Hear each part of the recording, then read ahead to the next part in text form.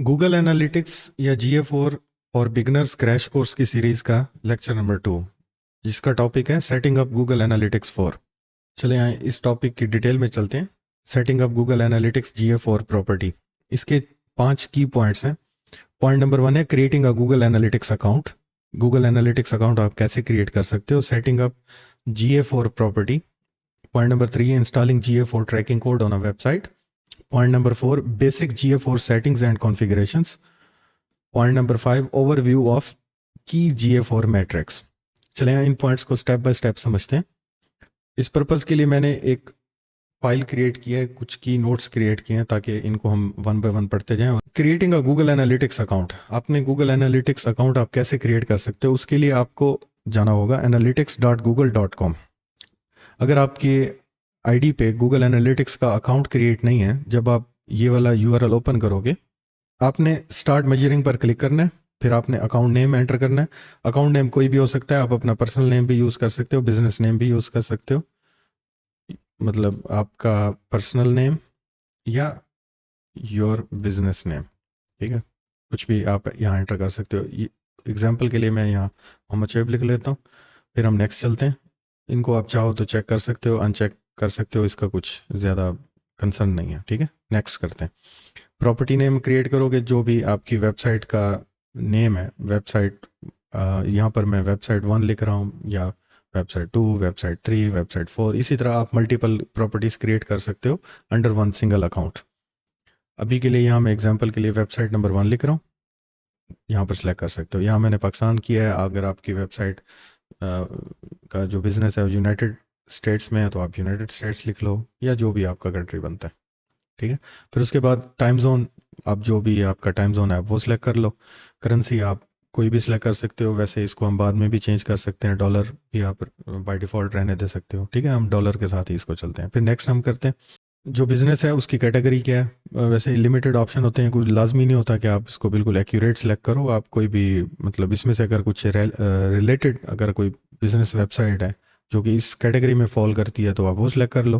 अगर इसमें आपको नहीं मिल रही तो अदर बिजनेस एक्टिविटी में आप सिलेक्ट कर सकते हो।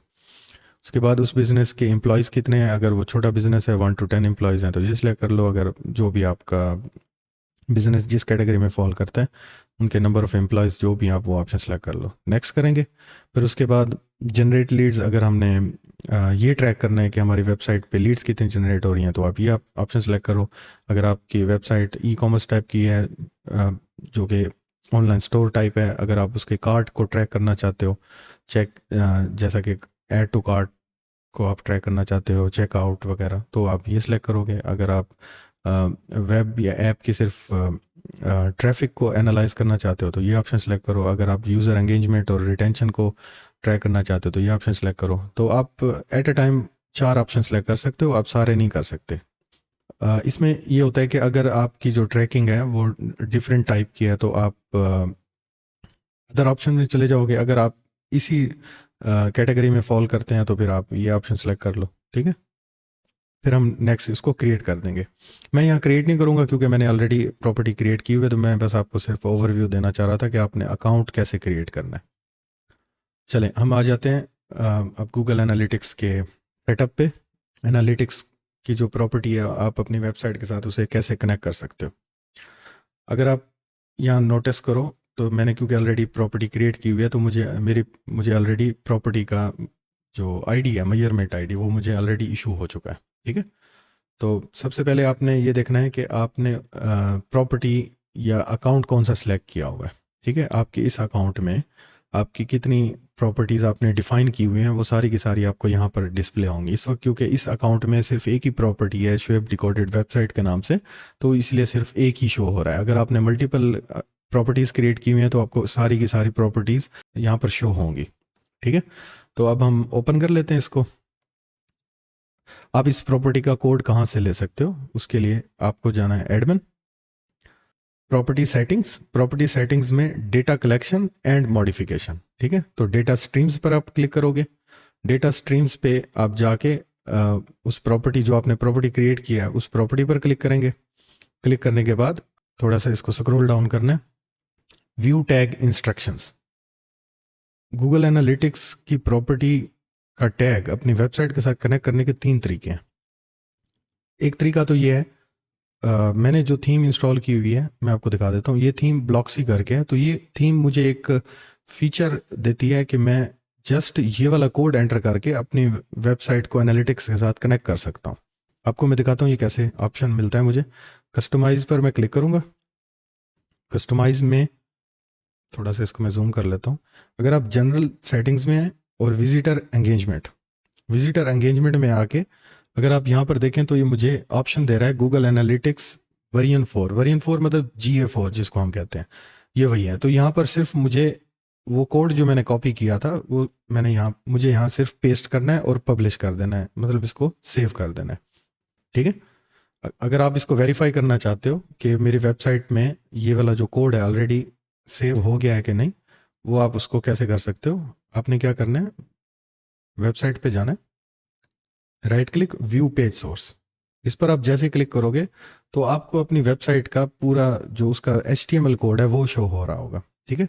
तो आपने ये वाला पार्ट ढूंढना है अपनी वेबसाइट के कोड में। अगर आपको ये वाला पूरा का पूरा टैग या HTML गूगल की तरफ से जो हमें स्क्रिप्ट टैग मिलते हैं, अगर वो पूरा का पूरा आपको शो हो रहा है और आपका जो कि ये वाली टैग आईडी, आप इसको कॉपी भी कर सकते हो। कॉपी करके व्यू पेज सोर्स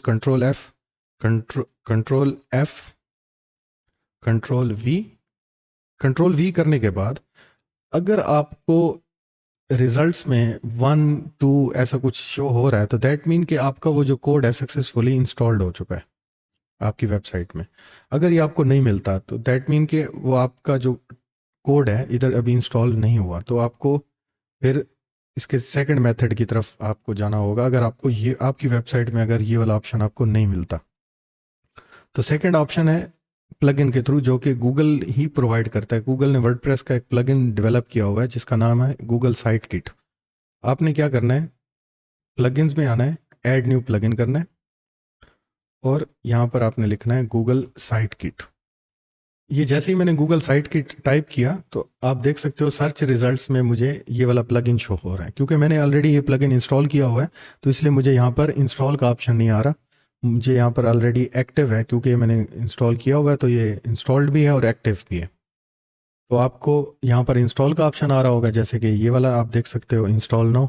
तो ठीक है। तो अगर आपने ऑलरेडी इंस्टॉल किया हुआ है तो फिर आपको टॉप लेफ्ट साइड पे यहाँ पर गूगल साइट करके गूगल साइट एक आइकन और उसका नाम आ रहा होगा। तो आपने यहाँ पर क्लिक करना है, आपने साइन इन विद गूगल पर क्लिक करना है। ठीक है। फिर आपने वो अकाउंट सेलेक्ट करना है या वो गूगल की वो आईडी सेलेक्ट करनी है जिस आईडी पे आपने वो प्रॉपर्टी क्रिएट की हुई है। अब आप उस प्रॉपर्टी को अपनी वेबसाइट के साथ कनेक्ट करना चाहते हो तो ये याद रखना है, गूगल आईडी वो सिलेक्ट करनी है जिस पे आपने प्रॉपर्टी क्रिएट की हुई है। ठीक है। तो मेरे केस में ये वाली आईडी है तो मैं इसको सिलेक्ट कर लूँगा। मैं कंटिन्यू पर क्लिक करता हूँ, फिर कंटिन्यू पर क्लिक करना है। अब गूगल कुछ वेरिफिकेशन मांग रहा है कि वो वेरीफाई करना चाहता है कि ये जो वेबसाइट है आप ही इसके ऑनर हो। ठीक है।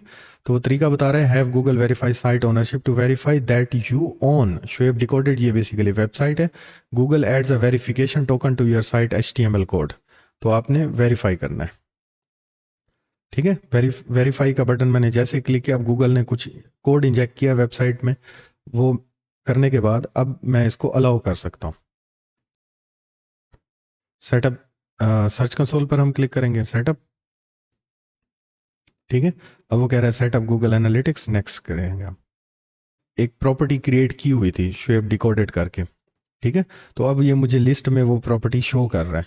वो पूछ रहा है कि क्या ये जो प्रॉपर्टी है इसी को ही आप कनेक्ट करना चाहते हो इस वेबसाइट के साथ। तो मैं इधर वो प्रॉपर्टी सेलेक्ट कर दूंगा। अगर आपने न्यू प्रॉपर्टी क्रिएट करनी है तो आप सेटअप न्यू प्रॉपर्टी की तरफ चले जाओगे। ठीक है। तो उसके बाद आपने डेटा स्ट्रीम सेलेक्ट कर लेना है। फिर उसके बाद प्लेस गूगल एनालिटिक्स कोड को आपने चेक कर देना है, कंप्लीट सेटअप कर देना है। हमारी जो गूगल एनालिटिक्स की प्रॉपर्टी है वो सक्सेसफुली हमारी वेबसाइट के साथ कनेक्ट हो चुकी है। अब आपको मैं मैनुअल मेथड बताऊंगा कि मैनुअल आप कैसे, अगर आपके पास ये प्लगइन भी इंस्टॉल नहीं है और आपके पास जो ये कस्टमाइज का मैंने ऑप्शन आपको दिखाया था कि कुछ वेबसाइट्स आपको या कुछ थीम्स आपको ये ऑप्शन देती हैं कि आप अपनी वेबसाइट के में ये कोड कैसे इंजेक्ट कर सकते हो। अगर ये भी ऑप्शन आपके पास नहीं है तो जो थर्ड मेथड है कि मतलब जैसा कि अगर आपकी वेबसाइट वर्डप्रेस में ही नहीं डेवलप हुई हुई कस्टम वेबसाइट है तो फिर उसमें आप एनालिटिक्स का जो कोड है वो कैसे इंस्टॉल करोगे।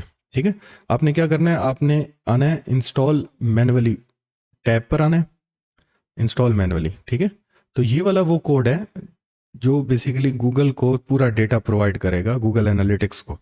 तो आपने ये कोड कॉपी कर लेना है, आपने अपनी उस वेबसाइट में आना है। फॉर एग्जांपल वो जो वेबसाइट आपकी HTML में बनी हुई है या किसी और टेक्नोलॉजी में है तो उसका भी प्रोसीजर इसी टाइप का ही होता है। ठीक है, मैं यहाँ पर वर्डप्रेस का कर रहा हूँ। वर्डप्रेस के आपने अपीयरेंस में आना है, अपीयरेंस में आके थीम फाइल एडिटर, या हो सकता है यहाँ पर आपको सिर्फ एडिटर का ऑप्शन आ रहा हो, जो भी आपके पास थीम फाइल एडिट करने का जो ऑप्शन है आपने उस पर क्लिक करना है। ठीक है, ओके आई अंडरस्टैंड।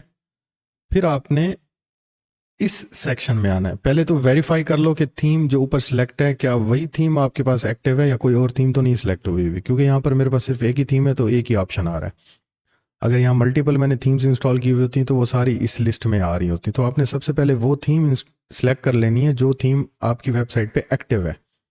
ठीक है, तो उसके बाद आपने आना है header.php, ये एक फाइल होती है header.php, इस पर आपने क्लिक करना है। ठीक है उसके बाद जो ये हेड क्लोजिंग हेड टैग है, क्लोजिंग एक अगर आप देखो तो एक ओपनिंग है, हेड ओपनिंग टैग है, और एक क्लोजिंग टैग है। आपने क्लोजिंग टैग से पहले एंटर करना है, क्लोजिंग टैग से पहले वो जो कोड हमने कॉपी किया था वो आप यहाँ पेस्ट कर दोगे। ठीक है, ये देखो ये मैंने कोड पेस्ट कर दिया। अब ये हमारा वो जो गूगल एनालिटिक्स का जो स्निपेट उसने दिया था हमें, गूगल एनालिटिक्स ने, वो अब मैंने यहाँ पर पेस्ट कर दिया। उसके बाद आपने अपडेट फाइल पर क्लिक कर देना। अच्छा, क्योंकि अब मैंने मल्टीपल तरीके इस्तेमाल किए थे तो अगर आपको मैं अपनी वेबसाइट का आप कोड दिखाऊं तो ये आपको तीनों के तीनों वहाँ पर आपको ऑप्शन अब शो हो रहे होंगे। मैं अपनी वेबसाइट को रिफ्रेश करता हूँ, right click, view page source. तो अब अगर आप देखो तो ये देखो मल्टीपल टाइम मेरे पास वो जो टैग था वो अब मल्टीपल टाइम्स आ रहा है। एक जो थीम इंजेक्ट कर रही है थीम की तरफ से आ रहा है, ये देखो ये वाला कोड आ रहा है। अब गूगल साइट किट जो प्लगइन है ये उसकी तरफ से आ रहा है ये वाला कोड, ये देखो यहाँ से लेकर यहाँ तक, ये देख रहे हो। ठीक है, अब ये वाला वो कोड है जो मैंने मैनुअली अपनी वेबसाइट में इंजेक्ट किया है, अभी आपको दिखाया मैनुअली हेडर फाइल में जाके कैसे किया है मैंने। ठीक है, तो अब बेसिकली आपने करना ये है कि तीनों नहीं होने चाहिए। ठीक है, तीनों नहीं होने चाहिए। गूगल का जो ये ट्रैकिंग कोड है, गूगल एनालिटिक्स का ट्रैकिंग कोड सिर्फ एक दफ़ा आना चाहिए। अब आपने इन तीनों में से जो मेथड यूज़ करना है उस मेथड पे ही आपने रहना है। अच्छा, अब हो सकता है आपके माइंड में ना क्वेश्चन आ रहा हो कि फिर इसमें से बेस्ट मेथड कौन सा है, क्या ये मैनुअल इंजेक्ट करना बेस्ट है, प्लगइन के थ्रू इंजेक्ट करना बेस्ट है, या थीम के थ्रू करना बेस्ट है।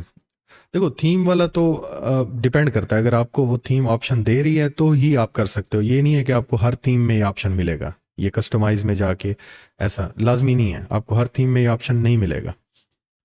ठीक है, तो आपने क्या करना है, जो बेस्ट है वो तो है कि आप अगर वर्डप्रेस की वेबसाइट है तो फिर आप साइट किट का प्लगइन यूज करो। उसकी रीजन ये है कि अगर आपने थीम फाइल में जाके ये कोड इंजेक्ट किया तो उसका प्रॉब्लम ये होगा कि जैसे ये थीम अपडेट होगी तो ये वाला जो कोड है ये रिमूव हो जाएगा।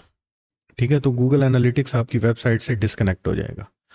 ठीक है, इस वजह से ये जो मैनुअल मेथड है ये रिकमेंडेड नहीं है। हाँ, इन अदर केस अगर आप अपनी वेबसाइट में अगर आप चाइल्ड थीम यूज कर रहे हो, क्योंकि चाइल्ड थीम क्या होती है कि जो मेन थीम होती है या उसकी जो मदर थीम होती है उसको ओवरराइट करती है। चाइल्ड थीम में आप जो भी कोड पेस्ट करोगे वो कभी भी अपडेट के दौरान ओवरराइट नहीं होगा। एग्जाम्पल के तौर पर आपको मैं दिखा देता हूं।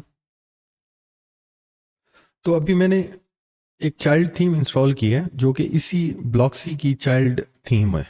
चाइल्ड थीम क्या होती है, ये बेसिकली मेन जो थीम होती है ये उसी के ऊपर एक ओवरले के तौर पर काम करती है, ठीक है। अब ये होगा कि जब मैं थीम फाइल एडिटर में जाके थीम फाइल, अब अगर आप देखो तो ये देखो ब्लॉक्सी चाइल्ड मैंने थीम सेलेक्ट की हुई है, ब्लॉक्सी चाइल्ड मैंने थीम सेलेक्ट की हुई है, लेकिन अगर आप नोटिस करो तो यहाँ पर आपको बहुत लिमिटेड फाइल्स नज़र आ रही होंगी। अगर मैं मेन थीम को सिलेक्ट करूँ, इसको अगर मैं सिलेक्ट करूँ तो यहाँ पर आप देखो बहुत सारी फाइल्स हैं, ठीक है। तो ये होता क्या है कि चाइल्ड थीम मेन थीम को ओवरराइट करती है, ठीक है। तो इसमें मुझे ये करना होगा कि मुझे एक फाइल क्रिएट करनी होगी जो कि सेम नाम से होनी चाहिए जिस फाइल को मैंने एडिट करना है। अब यहाँ पर जैसे header.php ये फाइल है, ठीक है, header.php। तो इस फाइल को मैं कॉपी करूंगा पूरा का पूरा और इसको मैं चाइल्ड थीम में ले आऊंगा इस जगह पर, ठीक है। तो ये आप कैसे कर सकते हो, आप उसके लिए आपको एक प्लगइन इंस्टॉल करना पड़ेगा। प्लगइन में अगर हम जाएं, प्लगइन ऐड न्यू में जाके अगर मैं प्लगइन सर्च करूं फाइल मैनेजर, इंस्टॉल करने के बाद एक्टिवेट। अब जैसे ही ये प्लगइन एक्टिव होगा तो आपको यहाँ पर WP फाइल मैनेजर करके मेन्यू में एक ऑप्शन मिलेगा, ठीक है। तो आपने इसके मेन पे आना है, WP फाइल मैनेजर। आप अब आपको ये वर्डप्रेस की फाइल्स का पूरा स्ट्रक्चर दिखा रहा होगा। तो आपने क्या करना है, WP कंटेंट थीम्स, पहले आपने वो फाइल कॉपी कर लेनी है। ब्लॉक्सी जो मेन थीम है उसमें जाना है, उसकी header.php जो फाइल आपको मैं दिखा रहा था वो आप कॉपी कर लोगे, ये वाली, ठीक है। इसको अब हम कॉपी कर लेते हैं, कॉपी।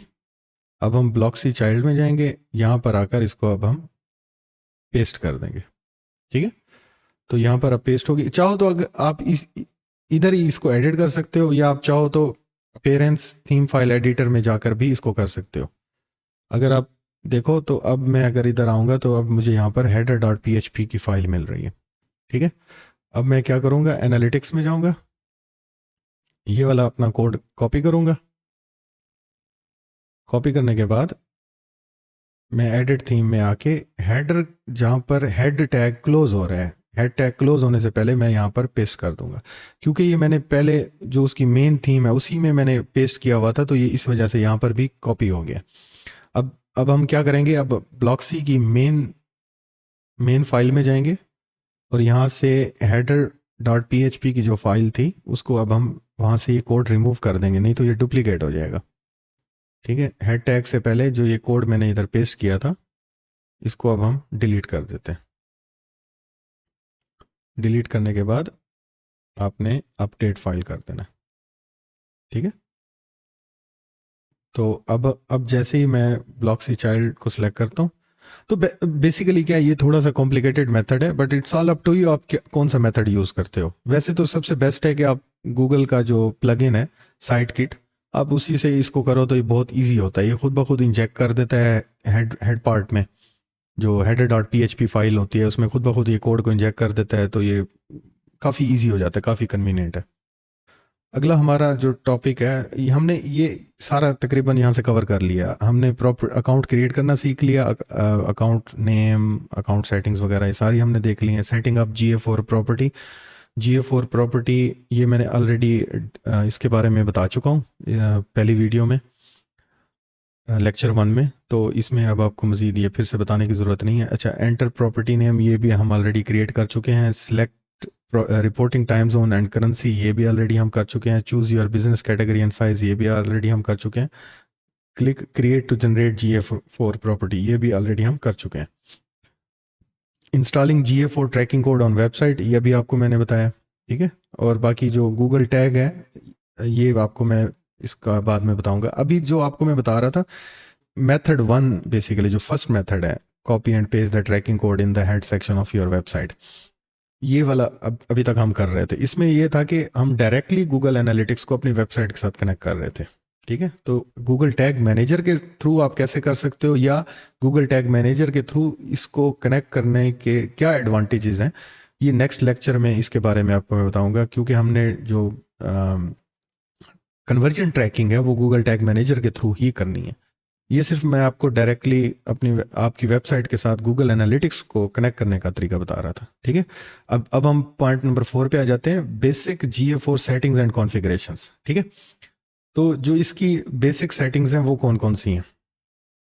आपकी गूगल एनालिटिक्स की प्रॉपर्टी का जो स्निपेट कोड है जब आपकी वेबसाइट में इंजेक्ट हो जाता है तो फिर आपकी जो वेबसाइट है वो गूगल एनालिटिक्स के साथ कनेक्ट हो जाती है। जब पहले मैंने इसको ओपन किया था तो यहाँ पर सिर्फ मुझे टैग आईडी दिखा रहा था और कनेक्ट नहीं थी मेरी वेबसाइट गूगल एनालिटिक्स के साथ। तो जैसा कि अब आप देख सकते हो, your data collection is active. अब हमने नेक्स्ट पार्ट को मूव करना है, enabling enhanced measurement for auto trekking.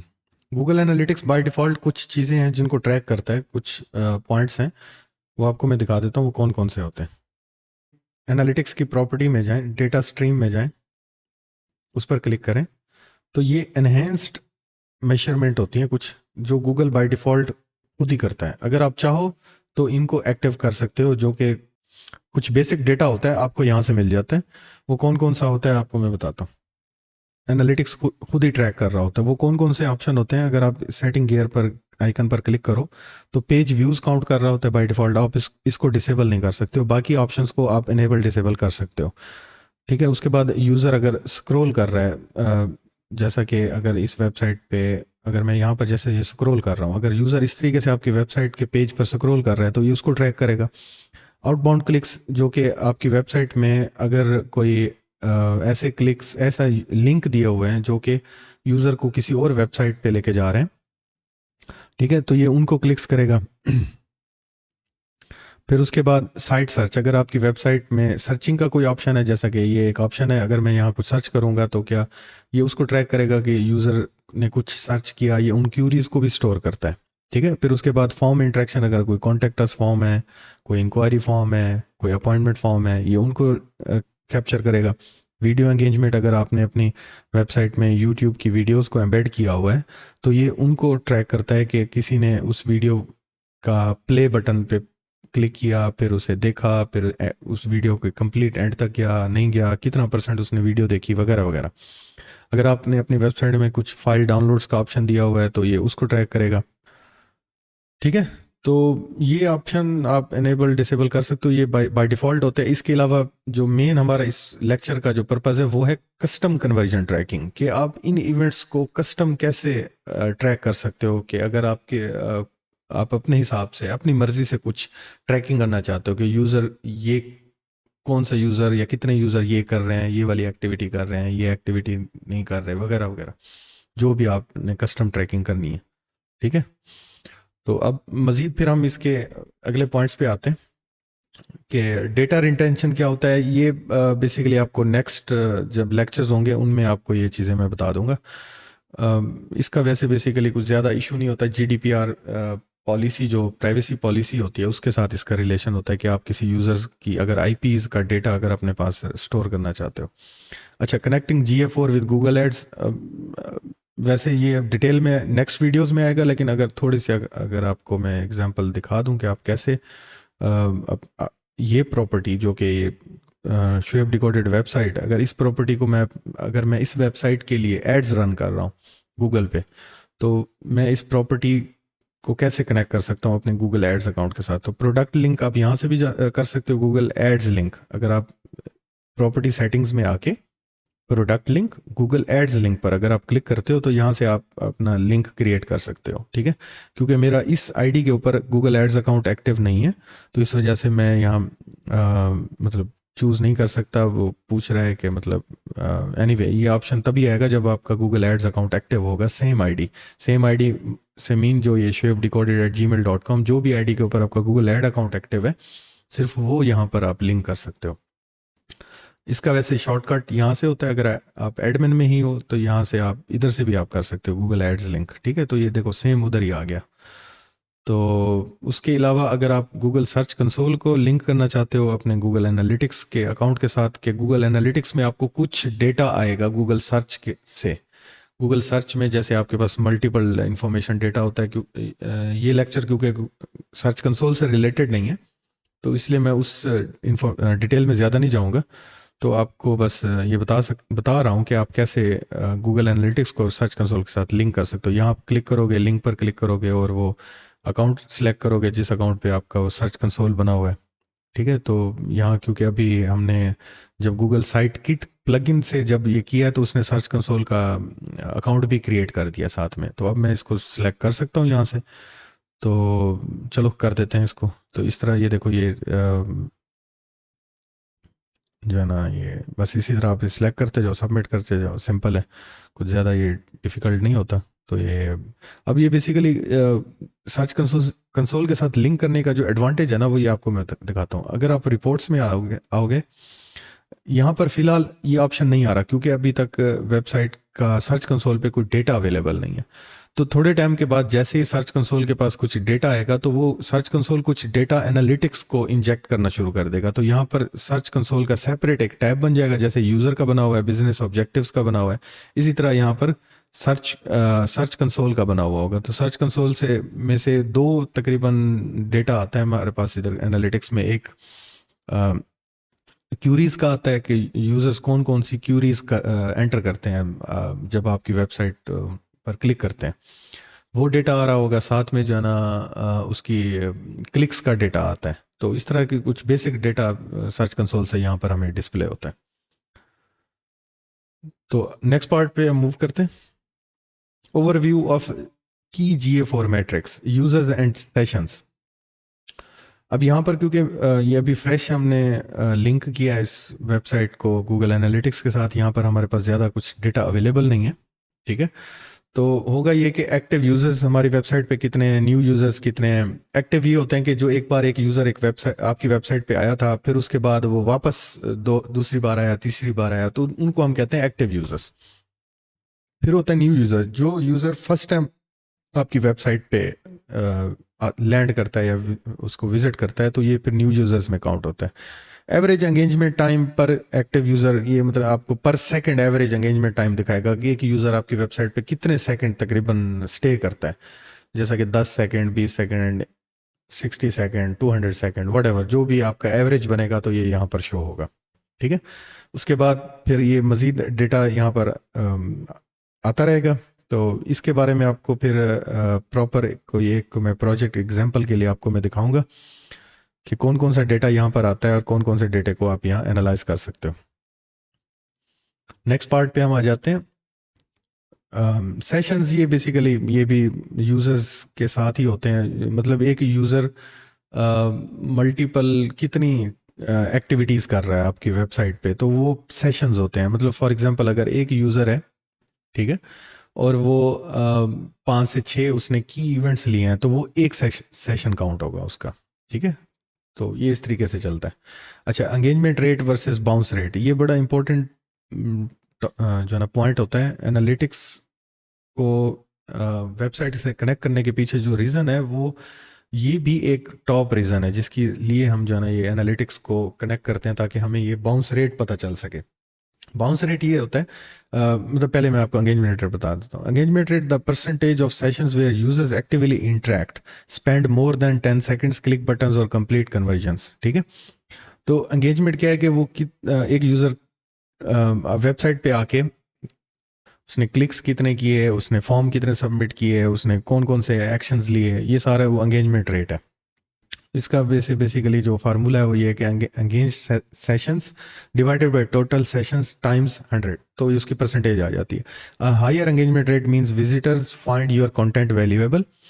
Bounce rate ये बड़ा इंपॉर्टेंट पॉइंट है। बाउंस रेट ये है कि अब जैसे एक यूज़र आपकी वेबसाइट पे आया और उसने ज़्यादा देर स्टे नहीं किया, उसने ना कोई क्लिक किया, ना उसने कोई फॉर्म सबमिट किया, मतलब यह है कि उसकी कोई कन्वर्जन काउंट नहीं हुई और वो वापस चला गया और वो फिर मुड़ के कभी नहीं आया, या फिर से आया लेकिन फिर से अगेन वो ज़्यादा देर उसने स्टे नहीं किया, 4-5 सेकंड, 3 सेकंड, मतलब यह कि 10 सेकंड से पहले पहले वो चला गया, तो वो फिर होता है बाउंस रेट। फिर जिस वेबसाइट का बाउंस रेट ज़्यादा हो रहा होता है, दैट मीन कि वो वेबसाइट का कोई ना कोई इशू चल रहा है। मतलब हो सकता है उसके यूआई के कुछ इश्यूज हो, the percentage of session you don't engage and उसके कुछ यूआई के इश्यूज हो, कुछ कंटेंट हो, या वो वेबसाइट प्रॉपर मैसेज नहीं दे रही जिसकी वजह से यूज़र इंटरेस्ट नहीं दिखा रहा और वो वहाँ से चला जा रहा है, unlike the old Google analytics. Anyway ये ओल्ड जो मतलब पहले जो गूगल एनालिटिक्स का था, जिसको हम यूनिवर्सल प्रॉपर्टी यूए कहते थे, तो ये उससे रिलेटेड है, तो इसमें कुछ ज़्यादा बताने का कुछ है नहीं। अच्छा, event based tracking. Event based tracking क्या चीज़ है? GA4 does not rely on page views like universal analytics. जो इससे पहले गूगल एनालिटिक्स 4 से पहले जो होता था वो यूनिवर्सल एनालिटिक्स था। तो वो जो टेक्नोलॉजी थी वो ज़रा डिफरेंट थी। अब ये वाली जो लेटेस्ट टेक्नोलॉजी GA4 है, इसका जो मेथड है ट्रैक करने का डिफरेंट है। ये ईच एंड एवरी इवेंट को काउंट करता है। जो ये यूनिवर्सल एनालिटिक्स था, ये पेज व्यूज को काउंट करता था कन्वर्जन के टाइम, कन्वर्जन को काउंट करने के लिए। अब जैसा कि GA4 के जो कॉमन इवेंट्स हैं वो कौन कौन से हैं? वो है page views, scroll, click, video start, video progress, video complete वगैरह, ये जो इसके कुछ कॉमन है। इसके अलावा फॉर्म सबमिट है, फ़ोन क्लिक है, ईमेल क्लिक है, बहुत सारे आप जो है ना इसमें इवेंट्स आप क्रिएट कर सकते हो। इसमें ये अभी तो सिर्फ जस्ट कुछ 3 से 4 यहाँ पर कुछ आपको मैंने ये बताया। Why event based tracking? Event based tracking के जो एडवांटेजेस हैं, ये बहुत फ्लेक्सिबल है, कस्टमाइज है, आप इसको अपने मर्जी से कस्टमाइज कर सकते हो। Better understanding of user behaviour beyond page visits. Conversions, how GA4 track key business actions. जो कन्वर्जन्स हैं वो क्या चीज़ है? What is a conversion? A user action that matters to your business. ठीक है, इन द एंड हमारा जो बिजनेस का पर्पस है वो क्या है? कि हमें इंक्वायरी, लीड या कुछ ऐसा हमें जनरेट हो, वो हमारा पर्पस है। हम अपनी सेल्स जनरेट कर सकें अपने बिजनेस के लिए, तो ये हमारा पूरा पर्पस है, तो वो हमारे लिए कन्वर्जन है। अगर कोई यूजर फॉर्म्स सबमिट करता है, परचेज करता है या साइन अप करता है, तो वो हमारे लिए कन्वर्जन काउंट होती है, जहां से हम अपना बिजनेस जनरेट कर सकते हैं, सेल्स जनरेट कर सकते हैं। ठीक है, in GA4 any event can be marked as conversion. आप किसी भी टाइप के इवेंट को कन्वर्जन मार्क कर सकते हो। जरूरी नहीं है कि फॉर्म सबमिट हो तो ही कन्वर्जन है, परचेज हो तो ही कन्वर्जन है, या साइन अप हो तो ही कन्वर्जन है। आप आपके लिए डिपेंड करता है आपकी जो बिजनेस की नीश है, जो या जो वेबसाइट की जो नीश है वो कौन सी है, उस हिसाब से उसकी कन्वर्जन को हम काउंट करेंगे। How to set up a conversion in GA4, ये मतलब कुछ बेसिक से आपको मैं बता देता हूँ कि जो एनालिटिक्स बाय डिफॉल्ट आपको देता है वो आप उनको आप कैसे मतलब अपने इवेंट्स को कैसे कन्वर्जन में कन्वर्ट कर सकते हो। यहाँ पर मुझे डेटा डिस्प्ले में आना है। आप क्या करोगे? Admin, data display, events. ठीक है, अभी क्योंकि यहाँ पर हमारे पास डेटा अवेलेबल नहीं है यूजर्स विजिट का या स्क्रॉल का या जो भी जो यूजर्स की एंगेजमेंट होती है, तो जब थोड़े टाइम के बाद ना ये वाला डेटा हमारे पास यहाँ आना शुरू हो जाएगा। लेकिन ये कि नेक्स्ट वीडियो में आपको मैं एग्जांपल के लिए कोई एक प्रोजेक्ट दिखाऊंगा कि उसमें कौन कौन से इवेंट्स होते हैं, जिन अगर ये इवेंट आपके लिए अगर वो कन्वर्जन है तो आप उनको की इवेंट कर सकते हो। अच्छा, एक चीज़ मैं आपको बता दूं, पहले गूगल एनालिटिक्स में ना की इवेंट्स का नाम कन्वर्जन होता था, तो अब लेटेस्ट GA4 में गूगल ने कन्वर्जन का नाम बदल के की इवेंट्स कर दिया है। तो ये बेसिकली एक ही चीज़ है, कन्वर्जन या की इवेंट्स एक ही चीज़ है। ठीक है, तो अब तक के लिए इतना ही। तो फिर नेक्स्ट वीडियो में आपको मज़ीद इसकी जो नेक्स्ट वीडियो के वैसे आपको मैं टॉपिक भी बता देता हूँ। जो हमारा टॉपिक अगला टॉपिक है Google tag manager GTM basics. तो हम गूगल टैग मैनेजर में अकाउंट क्रिएट करना, उसमें उसको सेटअप करना, उसको वेबसाइट के साथ कनेक्ट करना और गूगल टैग मैनेजर को एनालिटिक्स के साथ कनेक्ट करना, ये फिर हम सीखेंगे। ठीक है, अभी तक के लिए इतना ही। चलो, okay, take care, bye bye.